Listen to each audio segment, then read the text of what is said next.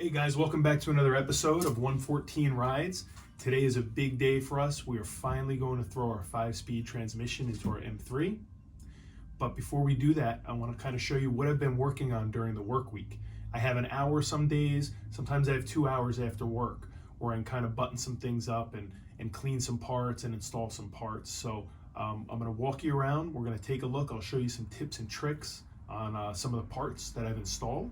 And then after that, we're gonna start cleaning some parts up, and we're gonna get the flywheel and the clutch in, and we're gonna get this 5-speed buttoned up today. And then we're waiting on a few more parts, and we should have this car on the road ready for a test drive next weekend. So yeah, let me take you guys around and show you what I've been up to, and we'll get some time lapses going, and we'll show you how this 5-speed goes in the car.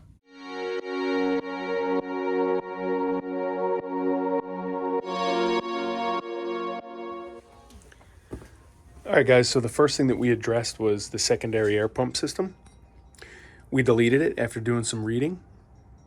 I figured out that we can create some block off plates with some steel, and then we can get rid of all the components that were oriented here, and then we had a hose coming down here, and then we also had an additional pipe that was coming off the header. Now, if you look underneath at the headers, which we also mounted this week, you can see a gray plate right in here, and there's another one further back.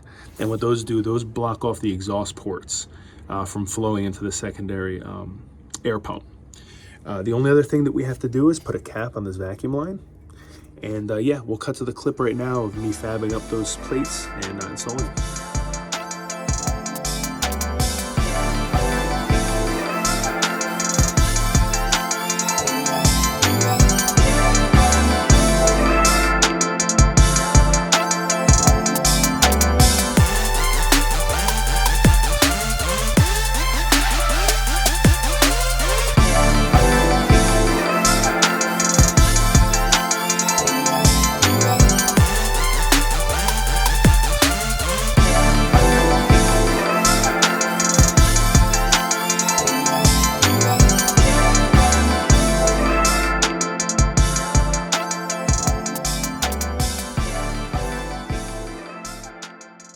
Kind of see these studs right here in particular, and here are a little bit longer than all the rest.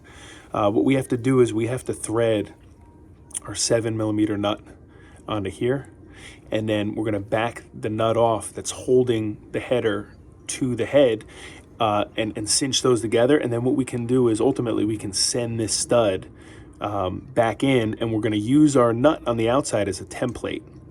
And that'll make all these look nice and uniform. So we have 2 more of these to address, but this is something else that I got knocked out during the week. We got that header mounted. They look pretty good, and I'm kind of interested to see how they hold up with this Rust-Oleum paint. So yeah, let's take a look underneath the car and I'll show you guys the block. When you guys go to install your header studs, let's say that this is your stud and this is the side that's mounted into your head. A little trick you're gonna use is you're gonna take one nut and you're going to thread that onto the end of your stud when this is all assembled loosely. And then what you're going to do is you're going to back this nut with a wrench opposing directions. So you're going to have your ratchet right here, and you're going to have your open-ended wrench here, and you're going to twist. This one is going to pull back this way, and this is with your ratchet. You're going to spin this. This will lock these two together. Now with your ratchet, now that these two are locked, you can start to slowly thread this into your head until this nut hits your header. And what that's going to do is that's going to create a template more or less for all these studs to be sent in the same length. And when you back this nut off, you'll have the same amount of thread showing on all your header studs. So this is the block painted up. I don't know if you guys remember the difference, but it's night and day. And we use some high temperature Duplicolor engine block paint. I was originally going to go with the Pour 15, but I decided against it. And we kind of went with this light gray color. It's what you see on the old Audis, the Nimbus gray, and some of the newer Toyotas. And it really neatens up the engine bay. And the side that this starter is on is not complete, but once we get this 5-speed and the car is on the road, I'll be able to dig into that side of the motor a little bit better, and then we can always go and clean that side of the block and touch it up. But like I said, night and day difference. Pretty difficult, much more time consuming than I anticipated with all the masking. But I have to say, for underneath the car, I mean, it really makes a big difference. You know, we got the bushings cleaned up. We got some other components wiped down, like the oil pan. And essentially, like I told you guys before, we're just trying to get this thing prepped to get the 5-speed on. And since we're down here, we might as well clean everything up. And it looks great. In addition to the headers and the block, we also have the clutch pedal and the brake pedal assembly installed. Now they're cinched up nice and tight and ready to go, but when I throw in the master and I run the plumbing for the clutch system, I may have to loosen it up to kind of get some better angles on the components. But I'll fill you guys in on that later. I think we're going to get into that next weekend. All right, so the last thing we did was we used our time and went inside the house, inside the basin sink, and we cleaned up a lot of our components. These are our bell housing components. This is going to be our slave cylinder, throwout bearing, transmission cross member. We got a new pilot bearing, some Loctite. We got the shift boot nice and cleaned. And then our shifter assembly we got cleaned off very well too. Now, something to note, this shift assembly is actually from a Z3. It's a good thing because people upgrade to this shifter lever to make the throw much shorter that came in the original E36 M3s. The problem is that this was straight, and it's not going to sit correctly once you have all your trim pieces and your bezel on. Neutral is going to kind of sit where first and third gear would sit, maybe a hair back, but it's not going to be centered like how you want it. So what I did was I pulled off the shift selector arm. I put this portion of the shifter inside my vise, making sure that everything was lined up, and I put a pipe over here and slowly bent it back. And you can kind of see I got a little kick on it. Now, is that going to be enough? I don't know. I have to install it into the vehicle to find out, but I didn't want to overdo it.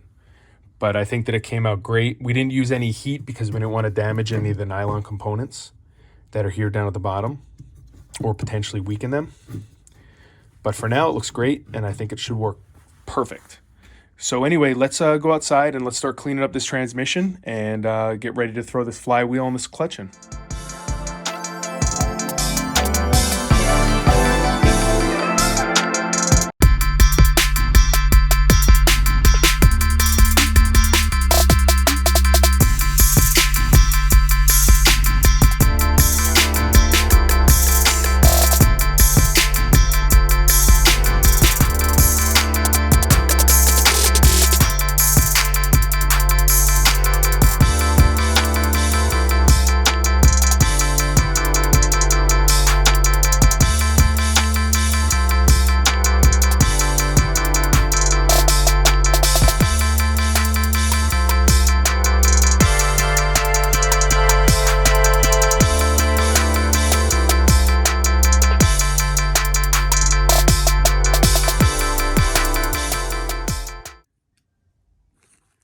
I'm really happy with the condition this came out.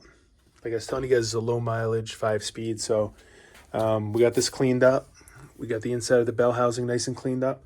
Now what we're going to do is we're going to lubricate all our components, assemble those, and then we'll get underneath the car.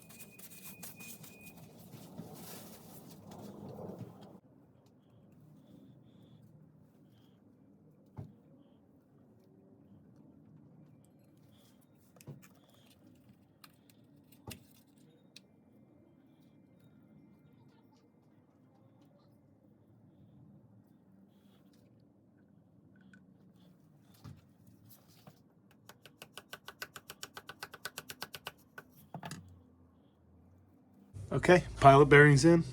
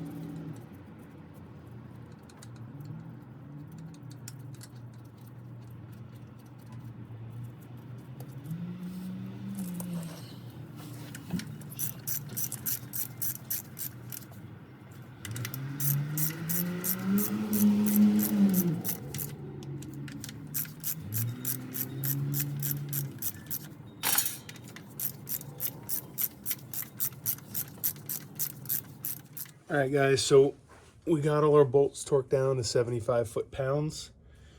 I had to get a little creative in the front of the crankshaft. I'll show you what I did over there to stabilize the flywheel.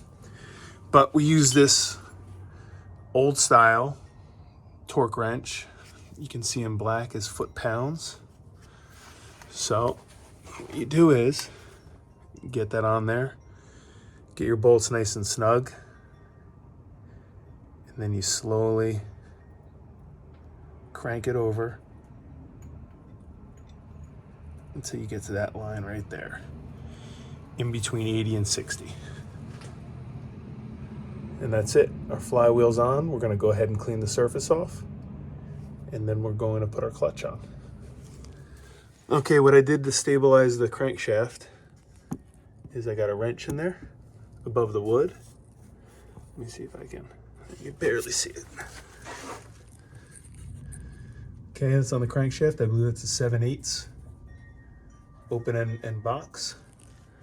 Block of wood underneath that, and the old Harbor Freight jack to stabilize it, and it worked like a charm. Need to make up a clutch centering tool. Now I've been told you can just do it by eye, but we'll just do this for a little insurance. It's not necessarily the right way by any means, but it'll work. So we have a 15mm socket, 1/2-inch drive wrapped with a little painter's tape. That's gonna match the inside diameter of the clutch spline. And then we have a 7/16 1/4-inch drive socket that is gonna be inserted into the pilot bearing. And what we're gonna do is we'll just stack these on top of each other like that. So that'll go into the pilot bearing, and then we'll slip the clutch over this. And then when the pressure plate gets mounted on top of all that, we can go ahead and slide these two sockets out. Let's see if she works. Okay, so we have the flywheel and clutch assembled. Our clutch centering tool worked out pretty well, homemade. And now we have the transmission up on our jack. And we're gonna remove the centering tool. Okay. And we're gonna get this transmission into place, and we're gonna start sending all the bolts in. Right now, the only challenge I see is potentially getting the starter to line up to the set pin, which you can see right there on the top of the trans. But we'll get it mocked up into position and see if I can't get my hand in there or potentially attack it from inside the engine bay. All right, guys, so unfortunately, that's all the time we have for this episode. You're gonna have to tune in to part 2, where we finish up putting this 5-speed transmission into our M3. Thank you for watching. If you liked it, give it a thumbs up, leave your comments down below, and we'll see you soon.